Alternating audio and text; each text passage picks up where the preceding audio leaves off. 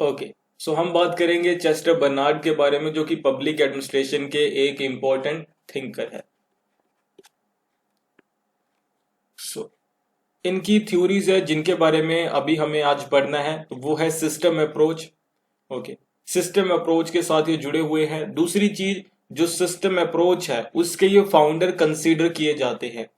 जैसे Frederick Taylor को scientific management approach का फाउंडर कंसीडर किया जाता है, उसी तरीके से एल्टन मेयो को ह्यूमन रिलेशन अप्रोच का फाउंडर कंसीडर किया जाता है। उसी तरीके से system approach in public administration का जो फाउंडर है वो कंसीडर किया जाता है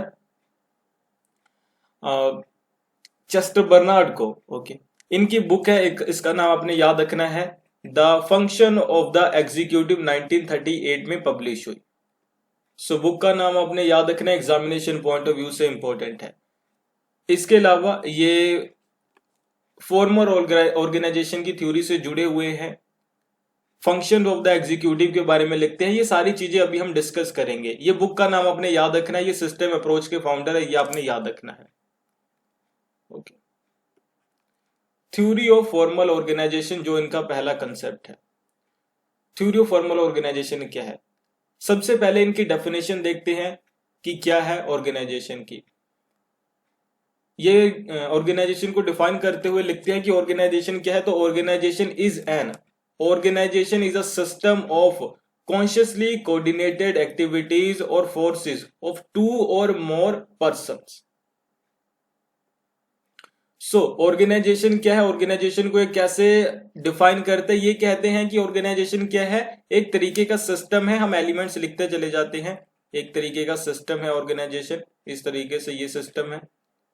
ओके, जिसमें system of consciously coordinated activities, जिसमें कॉन्शियसली कोऑर्डिनेट कर रहे हैं एक्टिविटीज दो या जो दो से ज्यादा लोग। ठीक है, एक्टिविटीज दो या दो से ज्यादा पर्सन। तो ये क्या है कि जब दो या दो से ज्यादा पर्सन आपस में मिलकर किसी एक उद्देश्य के लिए, किसी एक एम के लिए मिलकर काम करते हैं, तो उसे ऑर्गेनाइजेशन कहते हैं। दोबारा से देखिए, जब दो या दो से ज्यादा लोग अपनी एक्टिविटीज को कोऑर्डिनेट करते हैं, एक दूसरे के साथ कोऑर्डिनेशन में मिलाकर चलते हैं ताकि एक कॉमन एम को अचीव किया जा सके, तो उसे ऑर्गेनाइजेशन कहते हैं। ओके, एक कॉमन एम होता है इस तरीके के ऑर्गेनाइजेशन में, जिसे अचीव करने के लिए ही कोऑर्डिनेशन किया जाता है। और कोऑर्डिनेशन पर आधारित जो सिस्टम बनता है, ठीक है, आपस में ये जो मिले, जो इनकी एक्टिविटीज जिस तरीके से ये करते थे, जिस तरीके से एक्टिविटीज करते हैं, उस सिस्टम को ही क्या कहा जाता है? ऑर्गेनाइजेशन कहा जाता है। ठीक है, दो पर्सन मिलते हैं, कोऑर्डिनेट करते हैं अपनी एक्टिविटीज, और जिस तरीके से कोऑर्डिनेट करते हैं, कोऑर्डिनेशन के बाद जो एक सिस्टम बनता है कि तुम ए काम करोगे, मैं बी काम करूंगा, तुम मॉर्निंग में काम करोगे, मैं इवनिंग में काम करूंगा, तुम्हारा काम हो गया मैन्युफैक्चरिंग का, मेरा काम होगा मार्केटिंग का। ये जो एक सिस्टम बन गया है, ये क्या है? यही ऑर्गेनाइजेशन। ओके, सो ऑर्गेनाइजेशन के अंदर भी ये ओपन सिस्टम की थ्योरी को प्रोपाउंड करते हैं। पहली बात तो ये कि ये सिस्टम अप्रोच से जुड़े हुए हैं, क्योंकि इन्होंने सिस्टम को ऑर्गेनाइजेशन कहा, इसीलिए इन्हें सिस्टम अप्रोच से जुड़ा हुआ माना जाता है, क्योंकि इन्होंने सिस्टम को ऑर्गेनाइजेशन कहा। अगली चीज, सिस्टम के अंदर ये ओपन सिस्टम की बात करते हैं, ओपन सिस्टम की बात करते हैं।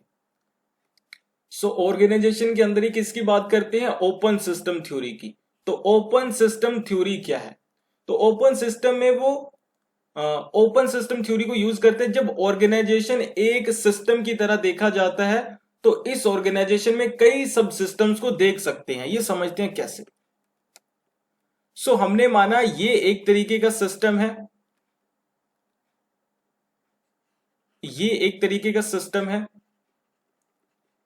जिसे हमने ऑर्गेनाइजेशन कह दिया है।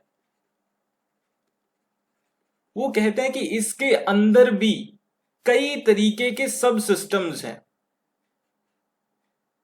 कई तरीके के सब सिस्टम हैं। ठीक है,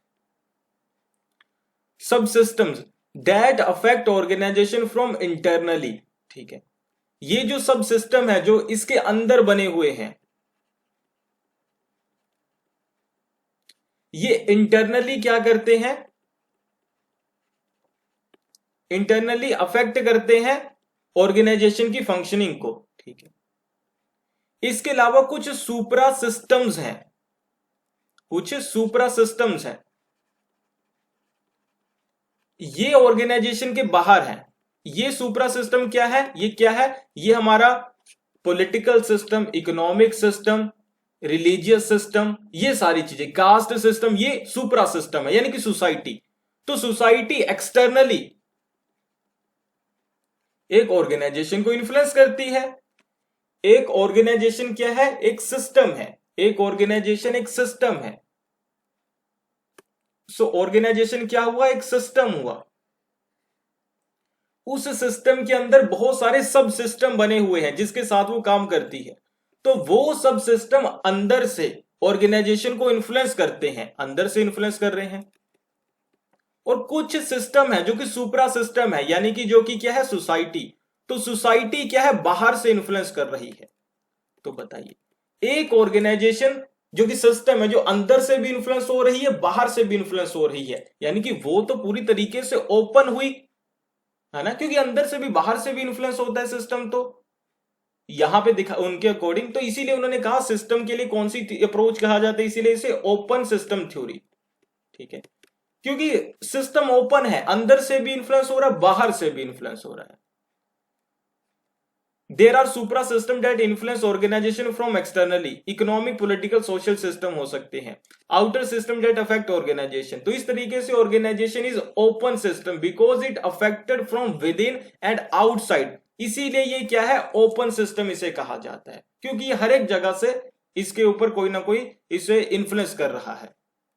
नेक्स्ट इनसे जुड़ा हुआ एक टॉपिक है, वो है यूनिवर्सल एलिमेंट्स इन ऑर्गेनाइजेशन। ये बताते हैं कि ऑर्गेनाइजेशन में कुछ यूनिवर्सल एलिमेंट्स होते हैं जो कि आप किसी भी ऑर्गेनाइजेशन में देखो, किसी प्राइवेट ऑर्गेनाइजेशन, किसी भी गवर्नमेंटल ऑर्गेनाइजेशन में देखो, किसी भी तरीके की ऑर्गेनाइजेशन में देखोगे तो कुछ आपको यूनिवर्सल एलिमेंट्स दिखाई देंगे जो कि हर एक ऑर्गेनाइजेशन में होते हैं। तो ये कौन कौन से हैं, तो इनके अकॉर्डिंग 3 एलिमेंट्स है जो कि हर एक ऑर्गेनाइजेशन में एग्जिस्ट करते हैं, ठीक है। तो ये पहली चीज आपने याद रखनी है। वो कहते हैं कि without any single of them a organisation can not be organised. तो ये कहते हैं कि अगर इन तीनों में से एक भी प्रेजेंट ना हो तो वो ऑर्गेनाइजेशन अच्छे से फंक्शन नहीं कर सकती, उस ऑर्गेनाइजेशन को बल्कि ऑर्गेनाइज ही नहीं किया जा सकता। तो चेस्टर बर्नार्ड के अकॉर्डिंग कौन से 3 एलिमेंट्स यूनिवर्सल हैं।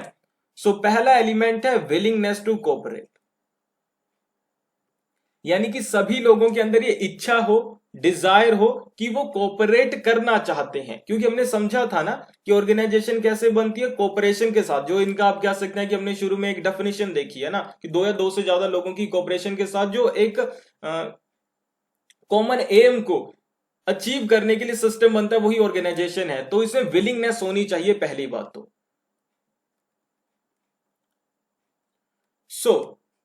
अभी यहां पे ये समझिए कि अब ये विलिंगनेस आएगी क्यों, हम क्यों कोऑपरेट करेंगे। तो why they be ready to cooperate, वो रेडी क्यों होंगे कोऑपरेट करने के लिए। तो वो कहते हैं कि बिहाइंड दिस ह्यूमन साइकोलॉजी, वो कहते हैं कि इसके पीछे ह्यूमन साइकोलॉजी है। जब इंसान ये सोचता है कि हमारी नीड्स हैं जो ऑर्गेनाइजेशन के थ्रू फुलफिल हो सकती हैं, अगर हम क्यों कोऑपरेट करेंगे, कि हमें लगता है कि हमारी नीड्स फुलफिल हो सकती हैं कोऑपरेशन के थ्रू, ओके, कोऑपरेशन के थ्रू, ऑर्गेनाइजेशन के थ्रू। तो इसीलिए हम कोऑपरेट करते हैं। तो पहली चीज तो ये हो गई। दूसरी चीज, दे विल बी कोऑपरेट, तो कोऑपरेट करेंगे। अगली चीज यहां पे देखिए कि कुछ इंसेंटिव्स हैं, कुछ इंड्यूसमेंट्स हैं जो कि आपको अट्रैक्ट करते हैं कि साथ में मिलके काम कीजिए, कि अब साथ में मिलके काम कीजिए। कुछ इंसेंटिव्स होते हैं, ये भी लिख लेते हैं यहां पे, नीड्स के बाद इंसेंटिव्स हो सकते हैं। So types of incentive that create या फिर डेवलप करते हैं विलिंगनेस को। तो पहले तो स्पेसिफिक इंसेंटिव्स या इंड्यूसमेंट्स। तो कुछ स्पेसिफिक इंसेंटिव होते हैं, इंड्यूसमेंट होते हैं जो आपको अट्रैक्ट करते हैं कि आपको कोऑपरेट करना चाहिए। ये होते हैं मटीरियल इंड्यूसमेंट, ठीक है। मटीरियल इंड्यूसमेंट जैसे कि आपको मनी या ये सारी चीजें है ना, और दूसरी तरफ है नॉन मटेरियल इंसेंटिव्स, जैसे कि आपको लगता है कि मुझे आर्मी में जाना चाहिए क्योंकि मुझे प्रेस्टीज मिलती है, मुझे पॉलिटिक्स को ज्वाइन करना है, मुझे पावर मिलती है, तो इस वजह से आप कोऑपरेट करते हो उस ऑर्गेनाइजेशन के साथ। ठीक है, उसके बाद अगली चीज है, तो हमने देखा हमारी नीड्स फुलफिल हो रही है, हमें इंसेंटिव मिल रहे हैं, इसलिए हम कोऑपरेट कर रहे हैं। अगली चीज है डिजायरेबल कंडीशन टू वर्क। हो सकता है कि अच्छी कंडीशन हो काम करने के लिए, आप कहते हैं कि यार देखो मुझे पसंद है कोई आराम का काम हो, ऑफिस जॉब पसंद है, डेस्क जॉब पसंद है, तो अगर ऐसी जॉब है तो मैं कर लूंगा, तो आप कोऑपरेट करते हो अगर अच्छी कंडीशन है काम करने के लिए। उसके बाद आइडियल लॉयल्टी है, ये आप कह सकते हैं कुछ जर्नल इंड्यूसमेंट्स हैं, एसोसिएशन, अट्रैक्शन ऑफ वर्क। कुछ काम ऐसे होते हैं ना कि आपको लगता है ये तो मुझे करना ही करना है, ये ऐसा काम है मुझे करना है, कई लोगों के लिए ऐसा होता है ना। Adaptation of working conditions, habitual to habits, ऐसे हो सकता है आपको पसंद है कि दिन में 12 बजे उठना, और ऐसी जॉब है जिसमें दिन में 12 बजे उठना पड़ता है, तो आपके अंदर विलिंगनेस आएगी कि मैं कोऑपरेट करता हूं, है ना, और इसके साथ ऑर्गेनाइजेशन को बनाता हूं। सो यहां तक है ये। आगे दूसरा है कॉमन पर्पस। तो तीन को आप कह सकते हैं कि यूनिवर्सल एलिमेंट्स है, पहला विलिंगनेस टू कोऑपरेट है, दूसरा है कॉमन पर्पस। तो कॉमन पर्पस में क्या है, तो organisation should have its own purpose. ठीक है, एक पर्पस होना चाहिए, तब आप क्या करोगे, ऑर्गेनाइजेशन बन पाएगी। जैसे कि ये अभी जहां पे हम पढ़ा रहे हैं, तो यहां पे सभी लोग आपस में इसीलिए जुड़े हैं क्योंकि सभी लोग टीच करना चाहते हैं, या कहीं ना कहीं टीचिंग के प्रोफेशन से जुड़े हुए हैं। या आप ये कह सकते हैं कि एक जो टेक्निकल डिपार्टमेंट में है उसे टेक्नोलॉजी के साथ खेलना या काम करना अच्छा लगता है, तो वो इसलिए जुड़ा है। एक किसी को टीच करना, किसी को मैनेज करना, किसी को आप क्या सकते मार्केटिंग करना अच्छा लगता है, तो हर एक को मिला के एक कॉमन पर्पस बनाया गया है कि सबकी नीड्स फुलफिल हो इस ऑर्गेनाइजेशन के थ्रू, जो भी उसे पसंद है। तुम्हें टीच करना पसंद है, तुम आओ, तुम्हारी टीचिंग की नीड्स पूरी होंगी, साथ में जो बेसिक नीड्स है वो भी पूरी होंगी, किसी का टेक्नोलॉजी इस तरीके से। तो कॉमन पर्पस होना चाहिए एक ऐसा पर्पस जिसके साथ सभी मेंबर्स अपने आप को अटैच कर सके। अभी हम उसमें नहीं जाएंगे, हायरार्की ऑफ नीड्स के बारे में। हायरार्की ऑफ नीड्स का कंसेप्ट किसका है ये आपने लिख के बताना है। तो आइडेंटिफाई कर पाए, जब ऑर्गेनाइजेशन अपना पर्पस अचीव करे तो जितने भी लोग जुड़े हुए हैं सभी को यह लगना चाहिए कि हमारा भी पर्पस अचीव हो रहा है। अगर मान लीजिए कोई ऑर्गेनाइजेशन है टीचिंग से जुड़ी हुई, तो अगर वो ऑर्गेनाइजेशन ऊपर बढ़ रही है तो जितने भी लोग इससे जुड़े हुए हैं, जो टीचर हैं, जो आप कह सकते हैं टेक्नीशियन है, सभी को सभी अब साथ साथ में क्या करने चाहिए, आगे बढ़ने चाहिए। ऑर्गेनाइजेशन का पर्पस ऐसा होना चाहिए कि सभी मेंबर्स को सेटिस्फाई कर सके। और तीसरा जो एलिमेंट है वो क्या है, कम्युनिकेशन। एलिमेंट है कम्युनिकेशन। कम्युनिकेशन के साथ तो पहला एलिमेंट क्या है, विलिंगनेस टू कोऑपरेट, दूसरा है कॉमन पर्पस, तीसरा क्या है, कम्युनिकेशन। सो कम्युनिकेशन क्या है, कम्युनिकेशन एस्टेब्लिश करता है कनेक्शन किसके बीच में, विलिंगनेस ऑफ कोऑपरेशन और जो कॉमन पर्पस है, इन दोनों के बीच में जो कनेक्शन एस्टेब्लिश करता है, वो कनेक्शन कौन एस्टेब्लिश करता है, वो कम्युनिकेशन करता है। ठीक है, और कम्युनिकेशन कैसा होना चाहिए, स्मूथली फंक्शन करना चाहिए। ठीक है, ये बात इसमें होनी चाहिए। तो ये तीन यूनिवर्सल एलिमेंट्स उन्होंने बताया कि हर एक ऑर्गेनाइजेशन में होता है, चाहे वो प्राइवेट हो चाहे गवर्नमेंटल हो, किसी भी तरीके की ऑर्गेनाइजेशन हो, ये इनके तीन एलिमेंट्स हैं। एक्सेप्टेंस थ्योरी है चेस्टर बर्नार्ड की। सो एक्सेप्टेंस थ्योरी क्या बताती है, तो एक्सेप्टेंस थ्योरी ये बताती है कि ये नहीं कि कोई भी जो किसी भी तरीके का कोई भी ऑर्डर है जो इश्यू किया जाता है उसे सबॉर्डिनेट्स मान लेते हैं, ये गलत बात है। हर एक ऑर्डर को सबॉर्डिनेट्स नहीं मानते, और वो कहते हैं कि अगर जो सबॉर्डिनेट्स हैं, अगर सबॉर्डिनेट्स आपके ऑर्डर को नहीं मान रहे, अगर सबॉर्डिनेट्स सुपीरियर के ऑर्डर को नहीं मान रहे, तो हमें यह मानना पड़ेगा कि सुपीरियर के पास अथॉरिटी ही नहीं है। एक बार फिर से देखिए, अगर सबॉर्डिनेट्स सुपीरियर की किसी ऑर्डर को नहीं मान रहे हैं, एक्सेप्ट नहीं कर रहे हैं, तो यानी कि उसके पास अथॉरिटी ही नहीं है। उसके पास अथॉरिटी है, ये चीज को कौन आइडेंटिफाई करेगा कि जो भी उसने ऑर्डर्स इश्यू किए हैं सबऑर्डिनेट्स उसके ऑर्डर्स को माने। यही एक्सेप्टेंस थ्योरी कि जब एक्सेप्ट कर लिया जाएगा तो ही माना जाएगा कि उसके पास अथॉरिटी है। देखिए, आप अपने बच्चे को कह रहे हो कि तुम्हें ये चॉकलेट नहीं खानी है, चॉकलेट नहीं खानी है, क्योंकि मैं बोल रहा हूं ना, मेरी बात तुम्हें माननी पड़ेगी, लेकिन वो आपकी बात मान ही नहीं रहा, तो आपके पास कहां अथॉरिटी हुई। प्राइम मिनिस्टर जी कह रहे हैं कि आज के बाद किसी को भी घर से बाहर नहीं निकलना है, क्योंकि मैं प्राइम मिनिस्टर हूं, लेकिन सभी लोग घर के बाहर निकल रहे हैं। बताओ, प्राइम मिनिस्टर के पास अथॉरिटी नहीं। पुलिस कह रही है घर के बाहर नहीं निकलना बिना हेलमेट के साथ, लेकिन आप निकल रहे हो, तो पुलिस के पास अथॉरिटी है ही नहीं, क्योंकि आप मान ही नहीं रहे हो। अगर आप मान रहे हो उनकी बात, तो उनके पास अथॉरिटी है, तो ये चीज कही जा सकती है। ही rejected previous theories in an organization power of authority depends on whether it recognized by members or not। वो कह रहे हैं कि अगर मेंबर्स इन्हें रिकॉग्नाइज करते हैं तो माना जाएगा कि अथॉरिटी है, अदरवाइज नहीं माना जाएगा। मैनेजर की अथॉरिटी इस बात पर डिपेंड करती है कि मेंबर्स उसे वैलिड माने। अगर मेंबर उसे वैलिड नहीं मानता है तो वो अथॉरिटी एग्जिस्ट ही नहीं करती है। मैनेजीरियल अथॉरिटी, ये उनका एक बहुत अच्छा स्टेटमेंट है, इसे लिखिएगा। Managerial authority rest on the consent of the subordinates. अगर उनका कंसेंट है तो ही वो एग्जिस्ट करेगी। Orders will be valid only when subordinates member accept it valid. Okay, अगर वो वैलिड मानते हैं तो ही वहां पे अथॉरिटी है, अदरवाइज नहीं है। They will only follow those rules, और वो सिर्फ उन रूल्स को मानते हैं जो कि उन्हें जिन्हें वो एक्सेप्ट कर लेते हैं। और एक्सेप्ट किन रूल्स को करते हैं, तो 4 कंडीशंस हैं, अगर उनको फुलफिल करता है कोई भी ऑर्डर तो उसे वो एक्सेप्ट करते हैं। अब ये कंडीशंस क्या है समझते हैं। 4 कंडीशंस हैं। पहली कंडीशन है ability to understand the order. तो इसका मतलब यह है कि ऑर्डर ऐसा होना चाहिए जिसको आप अंडरस्टैंड करने के एबल हो। ऐसा ऑर्डर ना हो जिसे आप समझ ही ना सको। ऐसा ऑर्डर होना चाहिए जिसे आप समझ सको, अंडरस्टैंड कर सको। ऐसा ऑर्डर ना हो जिसको समझने में आप अंडरस्टैंड ही ना कर सको, एबल ही ना हो, तो आप उसे एक्सेप्ट करोगे ही नहीं, क्योंकि आपने उसे अंडरस्टैंड ही नहीं किया, तो आप कैसे उस ऑर्डर को मानोगे। ठीक है। दूसरी चीज है order must be compatible with the common purpose. तो जो कॉमन पर्पस है, जो कि यूनिवर्सल एलिमेंट हर एक ऑर्गेनाइजेशन का, उसके साथ कंपैटिबल होना चाहिए। ये नहीं कि आप टीचिंग की जॉब के लिए रिक्रूटेड हो और आपको काम दे दिया गया है क्लैरिकल, तो आप उसे मानोगे? नहीं मानोगे। Order should be compatible with the personal interest of the members.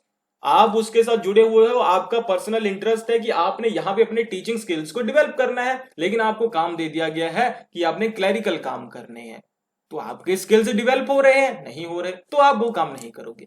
Member should be able to comply with the orders mentally and physically. ऐसा होना चाहिए कि मेंटली और फिजिकली आप उसे पूरा करने के लिए एबल हो। ऐसा ना हो कि आपको कह दिया गया है कि आपको 50 किलो की बोरी है, उसे उठा करके दूसरी जगह लेके जानी। फिजिकली उठा सकते हो? नहीं उठा सकते, तो आप नहीं करोगे। मेंटली आपको कह दिया गया है कि एक दिन में आपको 15 घंटे लाइव पढ़ाना है, कर सकते हो? मेंटली नहीं कर सकते, तो भी आप नहीं करोगे ऐसा का। तो अगर ऐसा होता है तो आप कह सकते हैं कि एक्सेप्ट करोगे नहीं। इसके अलावा वो कहते हैं जोन ऑफ इनडिफरेंसेस। ठीक है, जोन ऑफ इनडिफरेंसेस की वो बात करते हैं। तो जोन ऑफ इनडिफरेंसेस क्या है, तो कहते हैं कि on based on acceptability we can make 3 categories. तो पहले तरीके के ऑर्डर्स होते हैं जो अनएक्सेप्टेबल होते हैं, कुछ भी कर लो, इन्हें एक्सेप्ट हम कर ही नहीं सकते, क्योंकि ये इतने अनरियलिस्टिक हैं, हम समझने के एबल नहीं है, हम करने के एबल नहीं है, हमारे इंटरेस्ट के अकॉर्डिंग नहीं है। तो पहले तरीके के इस तरीके के ऑर्डर होते हैं जो कि अनएक्सेप्टेबल होते हैं। दूसरे तरीके के ऑर्डर्स होते हैं जिन्हें वो बॉर्डर लाइन कहते हैं, जिन्हें माना भी जा सकता है, माना नहीं भी जा सकता, किसी सिचुएशन में मान लेंगे, कभी नहीं मानेंगे। लेकिन तीसरी कैटेगरी है जिसे वो जोन ऑफ इनडिफरेंसेस कहते हैं। जोन ऑफ इनडिफरेंसेस उसे कहा जाता है जहां पे ऑर्डर को मान लिया जाता है विदाउट एनी क्वेश्चन। ठीक है, तो जोन ऑफ इनडिफरेंसेस कहां, जिसे मान लिया जाता है। ओके, सो 4 ये कंडीशंस, 3 ये वाले जोन ऑफ इनडिफरेंस के साथ। आई होप आपको ये चीजें क्लियर हुई होंगी यहां तक। लास्ट में छोटा सा टॉपिक है उनका, फंक्शंस ऑफ द एग्जीक्यूटिव। उनके अकॉर्डिंग एग्जीक्यूटिव के क्या क्या फंक्शंस होने चाहिए। तो एग्जीक्यूटिव का पहला फंक्शन होना चाहिए मेंटेन करना ऑर्गेनाइजेशनल कम्युनिकेशन को, क्योंकि कम्युनिकेशन को उन्होंने मोस्ट इंपॉर्टेंट माना है। Everything will be defined functions duties recruitment. तो अभी कम्युनिकेशन का मतलब क्या है यहाँ पे, जिसे मेंटेन करना है कि डिफाइन करना किसका क्या काम है, किसकी क्या ड्यूटी है, किसे कब रिक्रूट करना, ये सारी चीजें। दूसरा बड़ा फंक्शन है, पहला फंक्शन क्या होगा, कम्युनिकेशन को मेंटेन करना। दूसरा फंक्शन क्या होगा, रिक्रूटमेंट। तो securing essential services from members, तो रिक्रूटमेंट के साथ ही ये भी चीज को मेक श्योर करना है कि जिसे जिस चीज के लिए रिक्रूट किया गया है वो उस काम को अच्छे से करे। किसी को हमने रखा है एक टीचर के रूप में, तो वो अच्छे से टीच कर रहा है कि नहीं, ये भी एंश्योर करना एग्जीक्यूटिव का काम है। Formulation of organisational objectives and purposes, objective क्या है ऑर्गेनाइजेशन का, पर्पस क्या है, वो भी फॉर्मुलेट करना एग्जीक्यूटिव का काम है। आई होप आपको ये क्लियर हुआ होगा चेस्टर बर्नार्ड।